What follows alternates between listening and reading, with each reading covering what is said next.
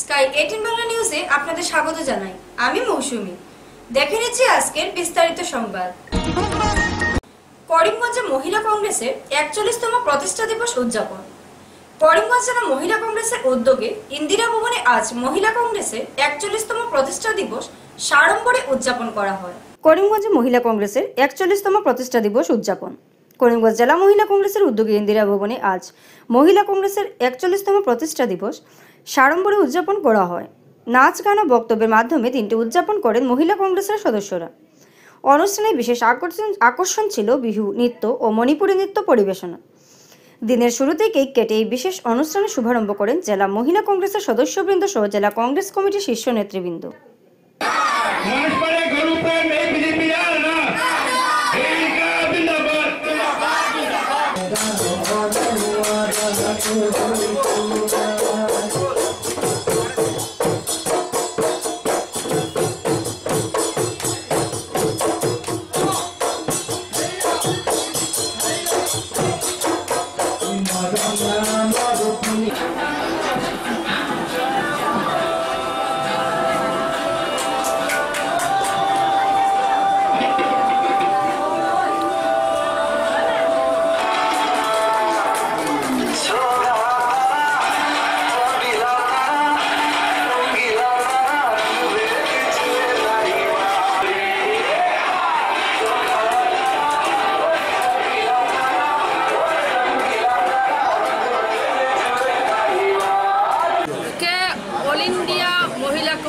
প্রতিষ্ঠা দিবস, সেই দিবস উপলক্ষে আমাদের আসাম প্রদেশ কংগ্রেসের নেত্রী মীরা ভট্টাচার্য মহাশয়া এই দিনটিকে সুন্দরভাবে উদযাপন করার জন্য আমাদের একটা ডিরেকশন দিয়েছিলেন।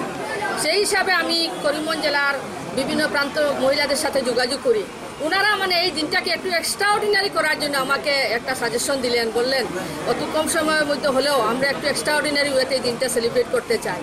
তো সেই হিসাবে আজকে মহিলারা বিভিন্ন, আপনারা দেখেন, একদম ট্রাইবেল কমিউনিটি হোক, মণিপুরি কমিউনিটি হোক, চা জনজাতি কমিউনিটি হোক, মুসলিম কমিউনিটি, সব কমিউনিটির যে মহিলারা স্বতঃস্ফূর্তভাবে আমাদের এই জেলা কংগ্রেস কার্যালয়ে এসে উপস্থিত হয়েছে। তো এই দিন উপলক্ষে বিভিন্ন কার্যসূচি আছে। আমাদের এই কার্যসূচিতে বিহু নৃত্য আছে, ডান্ডিয়া ড্যান্স আছে এবং বিভিন্ন দেশাত্মকমূলকের গানের পরিপ্রেক্ষিতে ওনারা ডান্স করবেন। ওরা প্রত্যেকেই চায় আজকের এই দিনটা যেন স্মরণীয় হয়ে থাকুক। কারণ ভারতীয় জাতীয় কংগ্রেস এমন একটি দল, যে দল মহিলাদেরকে যথেষ্ট সম্মান দিয়েছে। আমাদের দলের নেত্রী শহীদ ইন্দিরা গান্ধী মহাশয়া, উনি বিশ্বের নারী জাতিকে অনুপ্রেরণা দিয়েছেন যাতে রাজনীতিতে সক্রিয়ভাবে অংশগ্রহণ করেন এবং মহিলারা যারা নিজের সামাজিক জীবন, অর্থনৈতিক জীবনে নিজে ধর্মরত করে বাঁচতে চান, ওনাকে কিন্তু পুরা বিশ্ব অনুসরণ করে। আমাদের দল বিভিন্ন সময় মহিলাদের জন্য বিভিন্ন পরিকল্পনা হাতে নিয়েছে। আপনারা দেখেন, মহিলাদের আর্থসামাজিক উন্নয়নের জন্য প্রথম পঞ্চায়েতে যেটা রিজার্ভেশন, এটা ভারতীয় জাতীয় কংগ্রেস দল এনেছিল। পরবর্তীতে 30% প্রথমে ছিল, পরবর্তীতে 50% করা হয়েছে। আপনারা জানেন সেই কেন করলো? যাতে মহিলারা সামাজিকভাবে নিজেকে নিজে প্রতিষ্ঠাতা করতে পারে। তাছাড়া আপনারা মহিলা বিল যেটা দেখেন, বর্তমানে যদিও পাশ হয়েছে, এটা কিন্তু প্রথম ভারতীয় জাতীয় কংগ্রেস দল এটা উত্থাপন করেছিল। বিজেপি দল তখন বিরোধিতা করলো দেখে সেটা পাশ হয়নি। আজকের দিনে যদিও পাশ করেছে, কিন্তু এখনো পর্যন্ত এটা কবে যে ইমপ্লিমেন্ট হবে সেটার কোনো নিশ্চয়তা নাই। যদিও বিলের মধ্যে আছে, এটা 29 থেকে সেটা ইমপ্লিমেন্ট হবে। তো বিজেপি দল কোনো সময়ই মহিলাদের জন্য সঠিক কোনো রূপরেখা তৈরি করে নেয় সামাজিক এবং অর্থনৈতিক উন্নয়নের জন্য। ভারতীয় জাতীয় কংগ্রেস দল করেছে। সেই দলের প্রতিষ্ঠাতা দিবস উপলক্ষে বিভিন্ন মহিলারা জানেন যে এই দল মহিলাদের জন্য বিভিন্ন পরিকল্পনা হাতে নেয় যাতে ওনারা আত্মনির্ভরশীল হতে পারে। তো আজকের দিনে আমরা জানি একটা কথা আছে, বিজেপি অরুণোদয় দেয়, কিন্তু অনুরোধের উপর মহিলারা আর বেশি ভরসা করতে পারেনি। মহিলারা চায় অনুরোধও নির্ভরশীল না হয়ে আত্মনির্ভরশীল হতে।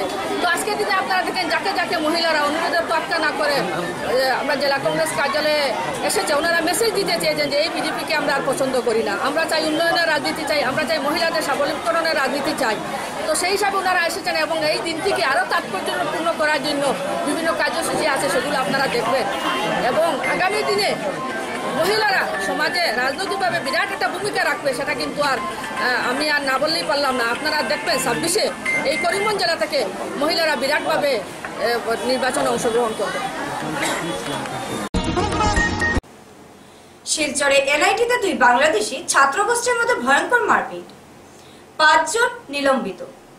শিলচর এনআইটিতে বাংলাদেশের ছাত্রদের দুই গোষ্ঠীর মধ্যে ভয়ঙ্কর মারপিটের ঘটনা ঘটেছে। শিলচর এনআইটিতে দুই বাংলাদেশের ছাত্রগোষ্ঠীর মধ্যে ভয়ঙ্কর মারপিট, 5 জন নিলম্বিত। শিলচর এনআইটিতে বাংলাদেশের ছাত্রদের দুই গোষ্ঠীর মধ্যে ভয়ঙ্কর মারপিটের ঘটনা ঘটেছে। ঘটনায় কয়েকজন ছাত্র আহত হয়েছে। তদন্ত চলাকালীন হোস্টেলের কক্ষ থেকে গাঁজাসহ বিভিন্ন মাদকদ্রব্য উদ্ধার করা হয়। গত 8 তারিখ রাতের দিকে এনআইটি শিলচর ছাত্রাবাসে এই ঘটনাটি ঘটে। জানা গেছে, তৃতীয় সেমিস্টারের কয়েকজন বাংলাদেশি ছাত্র এবং ফাইনাল সেমিস্টারের কয়েকজন বাংলাদেশের ছাত্রের মধ্যে এই মারপিট হয়। তৃতীয় সেমিস্টারের ছাত্ররা ফাইনাল সেমিস্টারের ছাত্রদের নিজের কক্ষে ডেকে নিয়ে যায় এবং সেখানে দুই পক্ষের মধ্যে মারপিট শুরু হয়। ঘটনায় ফাইনাল সেমিস্টারে কয়েকজন বাংলাদেশি ছাত্র আহত হয়।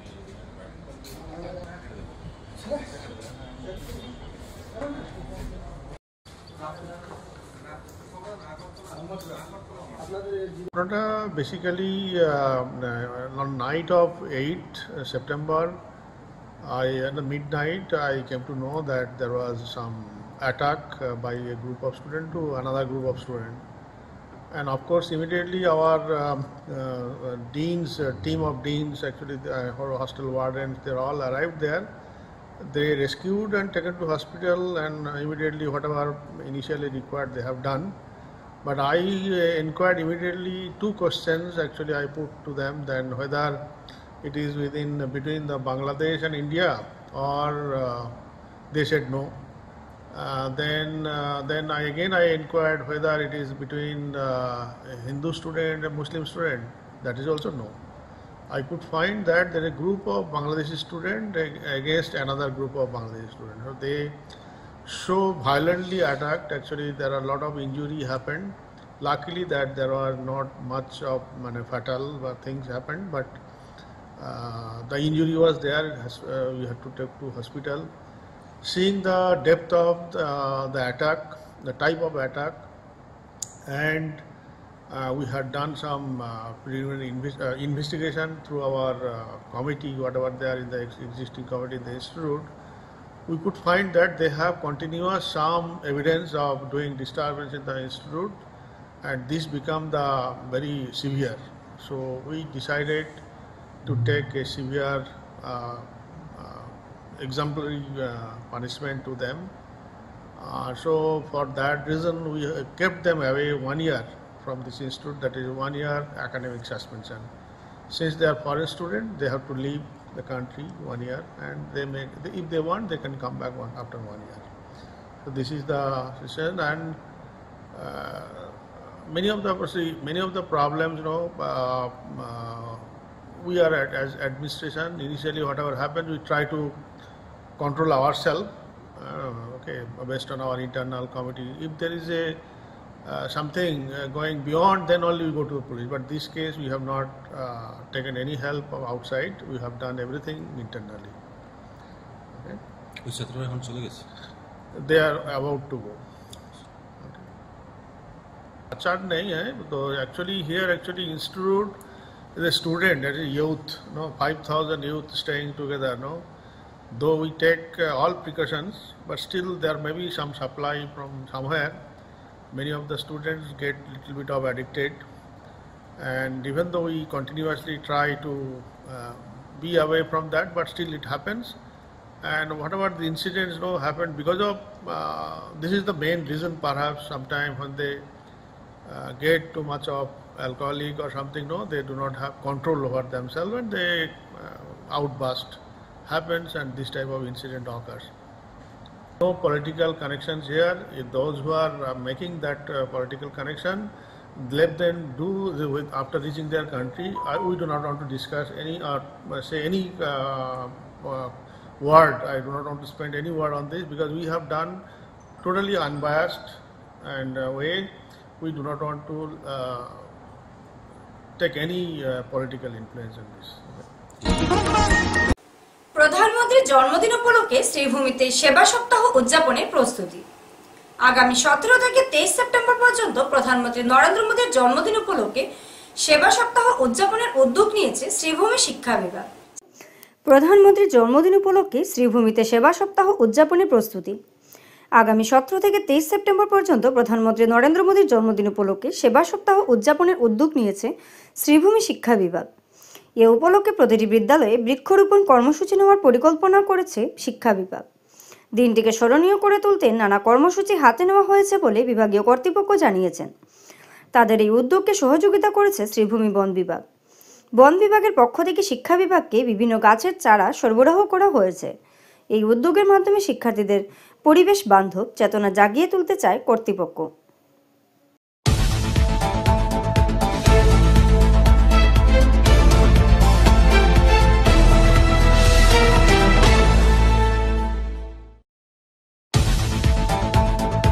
একটু বিস্তারিতভাবে বলুন না, মানে কি 17 থেকে 23 সেবা সপ্তাহ, এটা আমাদের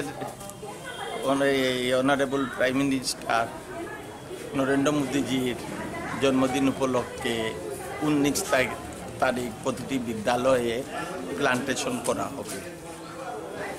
যার দরুন কত হইল আমাকে ফরেস্ট ডিপার্টমেন্ট থেকে 12,000 চারা গাছ দেওয়া হয়েছে আমার আরবান এরিয়ার স্কুলগুলোকে দেওয়ার জন্য, এবং আমি যথারীতি স্কুল প্রধানদেরকে এইগুলা ডাকিয়া সঙ্গিয়া দিচ্ছি। ওরা 19 তারিখ এইগুলা এসএমসি এসএমডিসির সহযোগে এইগুলা যে বৃক্ষরোপণ কাজ করবে এবং মিশন লাইফ ওয়েবসাইট পোর্টালে এটা আপলোড করবে। কোন কোন জায়গাতে এটা দেওয়া হবে? এই শহর অঞ্চলের সব স্কুলে, স্কুল কলেজে। মোট কতটি? মোট কত হাজার? আমি পেয়েছি 12,000। প্রতিটি শিক্ষাখণ্ডে পেয়েছে 20,000, কেউ 30,000 এনরোলমেন্টের উপর, স্কুল এবং এনরোলমেন্টের উপর। আমার তো শহর অঞ্চলে এত স্কুল নাই, যার ধরুন আমার কম আছে। আপনার নাম? আমি খৈরুল ইসলাম হাজারি, ডিআইএল স্কুল, শ্রীভূমি। শ্রীভূমি শহরের খারাপ রাস্তা ও কাদাময় পরিবেশ নাজেহাল সাধারণ মানুষ। শ্রীভূমি শহরের রাস্তাঘাটের বেহাল দশায় চরম দুর্ভোগ পোহাতে হচ্ছে সাধারণ জনগণকে। শ্রীভূমি শহরের খারাপ রাস্তা ও কাদাময় পরিবেশ নাজেহাল সাধারণ মানুষ। শ্রীভূমি শহরের রাস্তাঘাটের বেহাল দশায় চরম দুর্ভোগ পোহাতে হচ্ছে সাধারণ জনগণকে।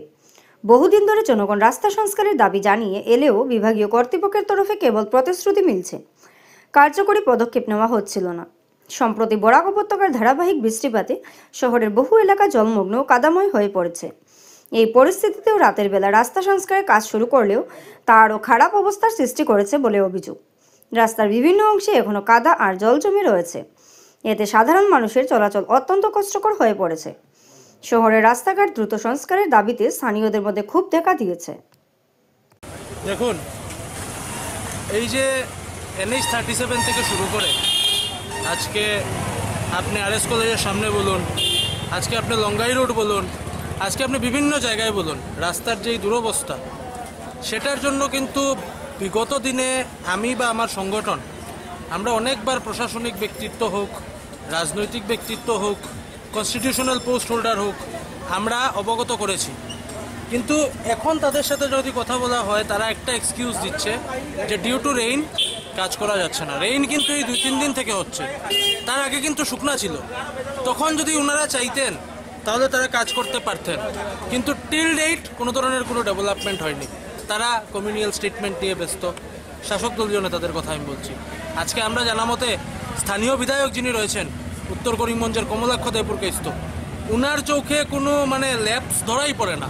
উনাকে যদি আপনারা গিয়ে প্রশ্ন করেন, দেখবেন উনি উঠে বলেন উন্নয়নই উন্নয়ন হচ্ছে, কিন্তু উনার সমষ্টির পুরা কথা তো আমি ছেড়ে দিলাম।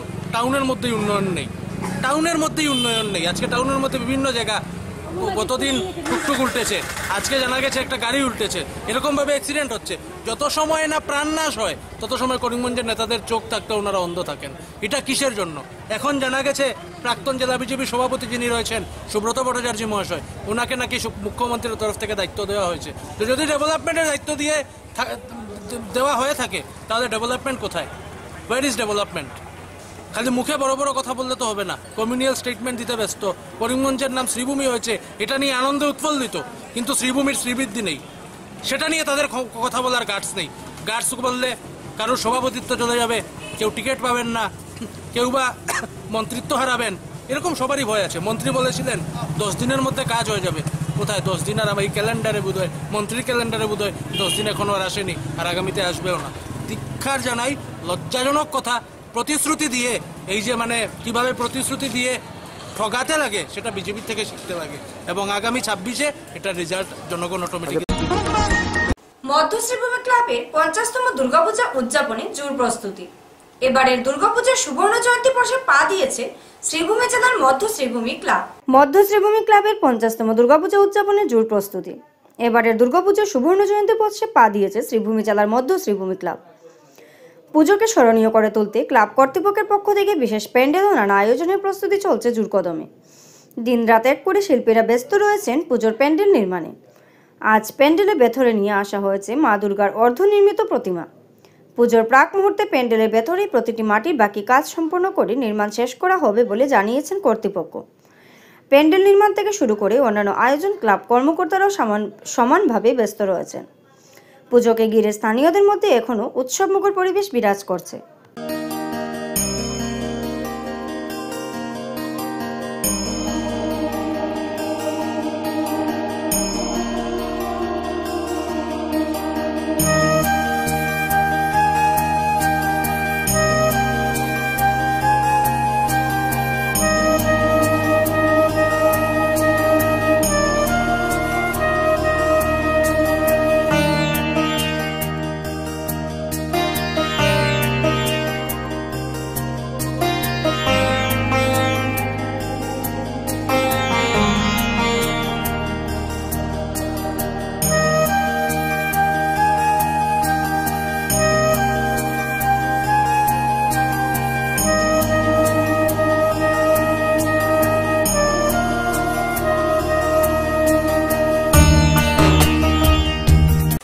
আমরা মধ্য শ্রীভূমি দুর্গাপূজা কমিটির পক্ষ থেকে সমগ্র বরাকবাসী তথা করিমগঞ্জ শ্রীভূমিবাসীকে শারদীয় দুর্গোৎসবের আন্তরিক প্রীতি এবং শুভেচ্ছা জানাচ্ছি, এবং সবাইকে আমরা আমাদের এই 50 বছর পূর্তি উপলক্ষে আমাদের এই পুজোতে এসে সবাই উপভোগ করার জন্য সবাইকে আমরা অনুরোধ করছি ক্লাবের পক্ষ থেকে। এবার আমাদের 50 বছর পূর্তি হলো, সেই উপলক্ষে আমাদের প্রায় 60 লক্ষ টাকার মতো বাজেট নির্ধারণ করা হয়েছে, এবং আমাদের বিশেষ আকর্ষণের মধ্যে থাকছে আমাদের কাল্পনিক মণ্ডপ, যেটার সাজসজ্জার দায়িত্বে আছেন আমাদের কমলা ডেকোরেটার্সের সুপ্রিয় পাল, এবং মূর্তি আমাদের করিমগঞ্জ প্রতিমা শিল্পালয় থেকে হচ্ছে, যেটার বাজেট আমাদের 6 লক্ষ টাকার মতো নির্ধারণ করা হয়েছে। তাছাড়া আমাদের বিশেষ আলোকসজ্জারও প্রস্তুতি রয়েছে, এবং বাউল গান থাকবে, বিহু নৃত্য থাকবে, মণিপুরী নৃত্য থাকবে। তাছাড়া আমরা দুস্থদের মধ্যে কাপড় বিতরণ এবং 3 দিনই আমরা সর্বসাধারণের জন্য মহাপ্রসাদের ব্যবস্থা রেখেছি। এখন নিয়ে নিচ্ছি ছোট্ট একটি বিজ্ঞাপন বিরতি, সঙ্গে থাকুন। স্বাস্থ্য পরিষেবা ক্ষেত্রে করিমগঞ্জ মা তারা হেলথ কেয়ার বিশেষভাবে সুনাম রয়েছে। দক্ষ চিকিৎসকদের নিয়ে এনে রোগীদের চিকিৎসা সেবায় রত প্রতিষ্ঠান কর্তৃপক্ষ। চিকিৎসা সেবায় যারা থাকেন তাদের মধ্যে ডক্টর জি.কে. চক্রবর্তী, ফিজিশিয়ান ও chest specialist, doctor Ajay Deshmukh, medicine specialist ও cardiologist, doctor Anshuman Bhattacharya, MD skin specialist, cosmetic dermato surgeon doctor Tapas Pal, medicine specialist, doctor Sumit Deb, neuro surgeon, doctor A Z Ahmed Barbhuiya, medicine ও diabetologist, doctor Nazam Tapadar, oral ও dental surgeon, doctor Dipankar Das, medicine ও cardiologist, doctor Suman Baidya, শিশু বিশেষজ্ঞ, doctor Mostakim Ahmed Majumdar, nephrology ও kidney specialist, doctor উজ্জ্বল Gogoi, diabetes ও thyroid বিশেষজ্ঞ, doctor Ajay Deshmukh, হৃদরোগ বিশেষজ্ঞ, doctor Ahmed Saifuddin, অস্থিরোগ বিশেষজ্ঞ। চিকিৎসকরা এখানে রয়েছেন। এছাড়া সব ধরনের ঔষধ পাওয়ার ব্যবস্থাও রয়েছে। রক্ত, কফ, মলমূত্র, কম্পিউটার পদ্ধতির সাহায্যে পরীক্ষা সহ sonography, echocardiography, ECG, digital X-ray, colour Doppler, ইত্যাদি অত্যাধুনিকভাবে পরীক্ষা করা হয়। তাই আর সময় নষ্ট না করে অগ্রিম বুকিং এর জন্য যোগাযোগ করুন মেসার্স মা তারা health care, Laxmibazar road, Karimganj, sell tax কার্যালয়ের নিকটে।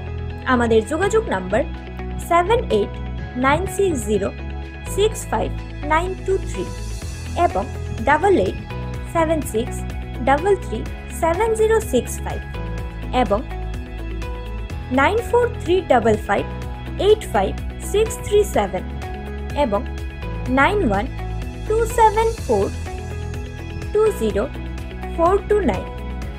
রোগীদের সন্তুষ্টি আমাদের পরম তৃপ্তি।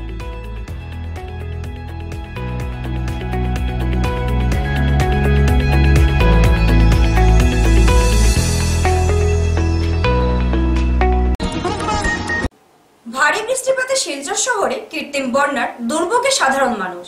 শনিবার থেকে অবিরাম ভারী বৃষ্টিপাতের ফলে শিলচর শহরের বিভিন্ন এলাকায় কৃত্রিম বন্যার সৃষ্টি হয়েছে। ভারী বৃষ্টিপাতে শিলচর শহরে জলজট চরম দুর্ভোগে সাধারণ মানুষ। শনিবার থেকে অবিরাম ভারী বৃষ্টিপাতের ফলে শিলচর শহরে বিভিন্ন এলাকার জলজটের সৃষ্টি হয়েছে। রবিবার সকালে national highway point, college road, Vivekananda road সহ একাধিক ব্যস্ততম সড়ক হাঁটু থেকে কোমর সমান জলে ডুবে যায়। স্থানীয় বাসিন্দাদের অভিযোগ, ড্রেনেজ ব্যবস্থা না থাকায় বৃষ্টির জল দ্রুত বেরোতে না পেরে রাস্তায় জমে থাকে। এতে পথচারী ও যানবাহন চালকদের প্রাণের ঝুঁকি নিয়ে যাতায়াত করতে হচ্ছে। শহরবাসীর দাবি, প্রশাসন যদি অবিলম্বে সমস্যার সমাধানে উদ্যোগ না নেয় তবে সামান্য বৃষ্টিতে ভবিষ্যতে বড় ধরনের দুর্ঘটনা ঘটতে পারে।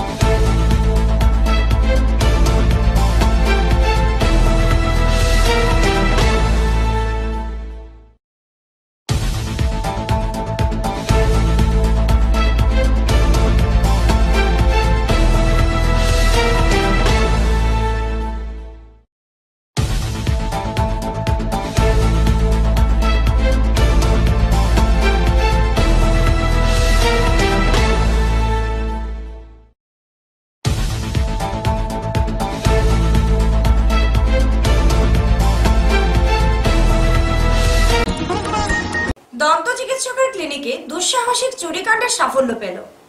সিসিটিভি ক্যামেরায় বন্দী হলো চুরির চাঞ্চল্যকর দৃশ্য। দন্ত চিকিৎসকের ক্লিনিকে দুঃসাহসিক চুরিকাণ্ডের সাফল্য পেল। সিসিটিভি ক্যামেরায় বন্দী হলো চুরির চাঞ্চল্যকর দৃশ্য। দুঃসাহসিক চুরিকাণ্ডের তদন্তে সাফল্য পেল নিলামবাজার পুলিশ। জলাশয়ের পাশে বিভিন্ন জায়গায় এলোমেলো করে রাখা অবস্থায় উদ্ধার মূল্যবান সামগ্রী। উদ্ধার করা হয়েছে অ্যাপেল কোম্পানির আইপ্যাড, মনিটর সহ বিভিন্ন দামি বস্তু। এই ঘটনায় জড়িত থাকার সন্দেহে আটক করা হয়েছে এক যুবককে। ঘটনার বিবরণে জানা গেছে, নিলামবাজার স্বামী বিরাজিতানন্দ বিদ্যানিকেতন খেলার মাঠে বিপরীতে থাকা রাজি maxillo facial clinic, dental and facial surgery 11 September রাতে হাত সাফাই করে চুরচক্র, এতে ক্লিনিকের বিভিন্ন দামি আসবাবপত্র নিয়ে যায়। চুরচক্রের দৃষ্টি বন্দী হয় সিসিটিভি ক্যামেরায়। পরের দিন ঘটনা প্রকাশ্যে আসতেই নড়চড় বসে নিলামবাজার পুলিশ। ক্লিনিকের কর্তৃপক্ষ তথা ভারতের বিশিষ্ট দন্ত চিকিৎসকের ডক্টর সেহনাজুল হক তালুকদার নিলামবাজার থানায় মামলা দায়ের করেন। পুলিশ ঘটনার তদন্ত শুরু করে নিলামবাজার পুরাতন ফায়ার সার্ভিসের এলাকার পার্শ্ববর্তী জীবন উদ্দিনকে আটক করে জিজ্ঞাসাবাদ চালালে ঘটনার কথা স্বীকার করে। পুলিশ সম্পূর্ণ আইনি প্রক্রিয়া মতে জীবন উদ্দিনকে সাথে গড়ের আশেপাশের এলাকায় থাকা জলাশয় থেকে মূল্যবান সামগ্রী উদ্ধার করা হয়। আমাদের হাতে মন্তব্য রয়েছে নিলামবাজার থানার ওসি নিশির রঞ্জন দাসের, শুনে নিন।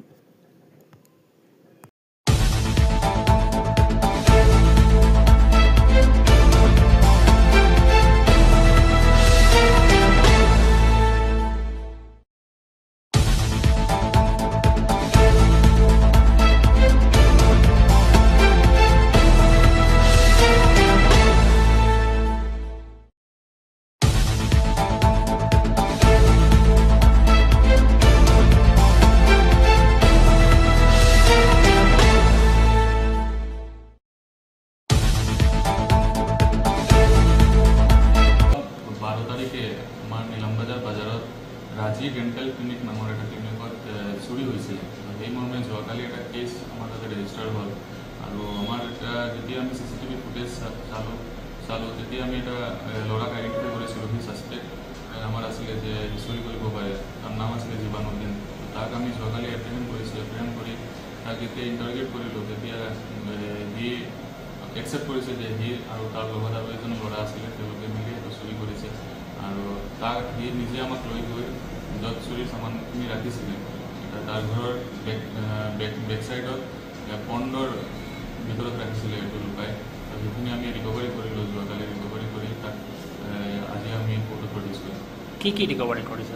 আমাৰ এটা AOC মনিটৰ এটা ৰিকভাৰী হৈছে, এটা এপল আইপেড, এটা CCTV মনিটৰ ষ্টেণ্ড, এটা কিউৰিং লাইট, এটা এপেক্সো লোকেটৰ, এটা HP মিনি PC, এটা এণ্ডোমোটৰ চাৰ্জাৰ, এটা হোৱাইট কালাৰ এডাপ্টাৰ, এটা বেকপেক আছিলে এটা এইখিনিত আৰু কেছ আছিলে এমাউণ্ট নিয়াৰ এবাউট 2400 to 2500। এই ঘটনাৰ লগত আৰু কিবা জড়িত আছে নেকি? জড়িত এজন আছে ল'ৰা, সি নাম কৈছে তাক। আমি তাক আজি ৰিমাণ্ডত আনিম তাক আমি ব্যৱস্থা কৰিম। এক নাগারে বৃষ্টির ফলে বরাক নদীর পানি বিপদসীমা অতিক্রম করেছে। এক নাগালে বৃষ্টির ফলে বরাক নদীর পানি বিপদসীমা অতিক্রম করেছে। অন্নপূর্ণা ঘাটে বরাক নদীর জলস্তর বর্তমানে 19.90 মিটার, যেখানে বিপদসীমা চিহ্ন 19.83 মিটার। সোমবার সকালে বরাক নদীর পানি বিপদসীমা অতিক্রম করায় কাছাড় জেলার বন্যার আশঙ্কা তৈরি হয়েছে।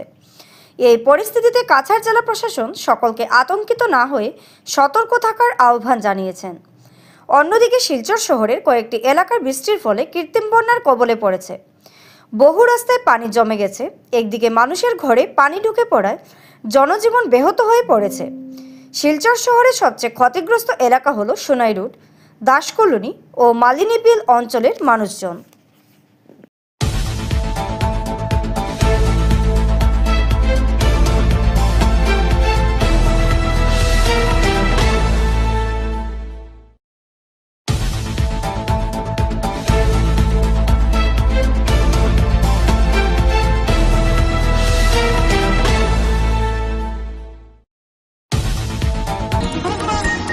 শিশু কন্যা সহ আত্মঘাতী বউ, কন্যা সন্তান জন্ম দেওয়ার কারণে চলছিল নির্যাতন।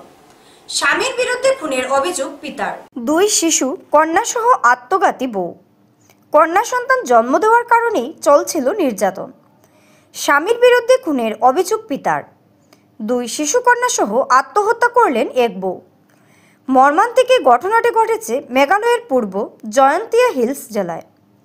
মৃত বউটি কাছাড়ের কালাইন বড়ইলতলির অর্পণ দাসের স্ত্রী রিপ্পা দাস বলে জানা গেছে কালাইন বড়ইলতলির বাসিন্দা অর্পণ দাস স্ত্রী সন্তানকে নিয়ে কর্মসূত্রে মেঘালয়ে বসবাস করেছিলেন।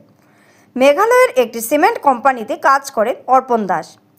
স্ত্রী রিপ্পা দাস দুই কন্যা সন্তান অর্পিতা দাস ও 6 মাসের পঞ্চমী দাসকে নিয়ে সংসার করছিলেন। প্রতিদিনের মতো রবিবার সকালে স্ত্রী ও সন্তানদের ঘরে রেখে নিজের কর্মস্থলে যান অর্পণ দাস। বিকেলে ঘরে ফিরে তিনি দেখতে পান স্ত্রী সহ দুই সন্তানের মৃতদেহ পড়ে আছে। ঘটনার পরে অর্পণ দাস রিপার পিতাকে ফোন করে ঘটনাটি জানান। খবর পেয়ে তৎক্ষণাৎ কাঠিগড়া থানায় উপস্থিত হন মৃত রিপার পিতা। তিনি পুলিশকে জানান যে বিয়ের পর থেকেই স্বামী অর্পণ দাস রিপাকে শারীরিক ও মানসিক নির্যাতন চালিয়ে আসছিলেন। 2 কন্যা সন্তান জন্ম দেওয়াকে কেন্দ্র করে স্বামী নির্যাতনের শিকার হয়েছিলেন রিপা। পিতার অভিযোগ, রিপা সহ 2 কন্যা সন্তানকে হত্যা করেছেন স্বামী অর্পণ দাস এবং খুন করে সেটিকে আত্মহত্যার রূপ দেওয়ার চেষ্টা চালানো হয়েছে। খুব তোমার জামাই আমার আড়তে মারে বাবা, বুঝতে মারে। আমি বললাম মাগো আমি তো ঠিক আছে, তার লগে এখন আর মাতিয়া না, তুমি পূজার সময় তো আই যাবে, এ আইলে আমি তার জামাইরে জিকার করবো, মানে 2 জন লগে এনে তো টর্চার করে। আজকে সকালে ওটা কইছে না তুমি আমার এখন নেওয়া যাবে না। আমি তখন যে বৃষ্টি করছি এই বৃষ্টিতে আমি তো নিতেই পারতাম না, যায় আজকে আইতাম পারি আর না, গেল রাস্তাগুলোও খারাপ। আমি কালকে আই, কালকে রবিবার না, কালকে সোমবার হইব, আমি তোর কালকে ব্যবস্থা করে দিই। কইছে না এইখানে আমি কইতেই পারতাম না।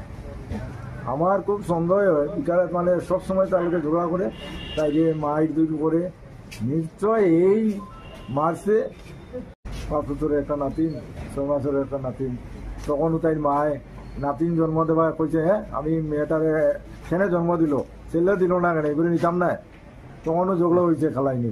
আমার মেয়েটার মানে তাই শ্বশুর বাড়িতে শান্তি নেই, বহুত কষ্ট করছে আমার মেয়েটা।